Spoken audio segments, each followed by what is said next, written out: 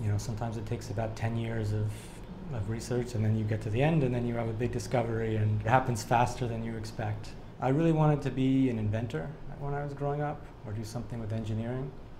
And then I ended up working at an observatory for a summer. And after that, I ended up, after college, going into a PhD program to try to do astronomy instrumentation.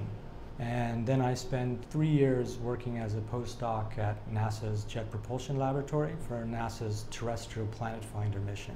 From there, I went to Germany, building a next-generation instrument to be able to image planets around stars. There was a star, this one star that I'd been observing actually for about 3 years with a Palomar telescope.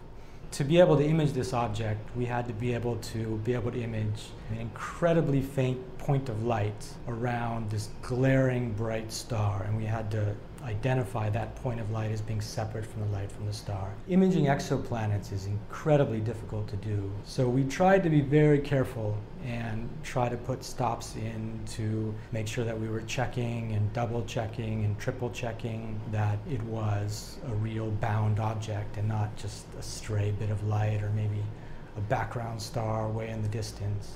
And we really felt confident that it was a true object when we started to be able to see that it was orbiting around the star itself. And then we really felt that this was a true brown dwarf or exoplanet that was orbiting around it.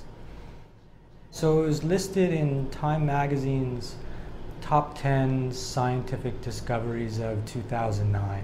So it came in just at number 10. The most exciting thing about making a new discovery is thinking about all of the next things that you're going to do rather than what you've just done. I think for me is the most exciting part.